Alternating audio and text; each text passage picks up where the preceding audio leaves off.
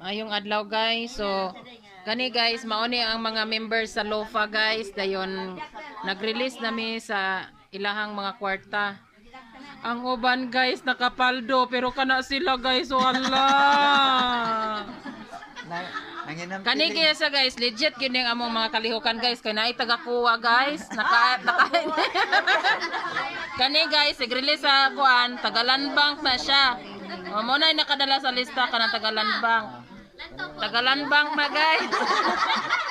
Kaning taga-kuha guys, kay naka-ID ng taga-kuha. Naka-ID. Dugay na ni sa kalihukan ning taga-kuha guys. Dugay na. Gimit-mit na lang ni. Oh, ana siya guys, gimit-mit siya guys. Kanang uban anak guys, nakapaldo, ang uban wala. Ang Tagalanbang guys, nakapaldo na guys. Kana.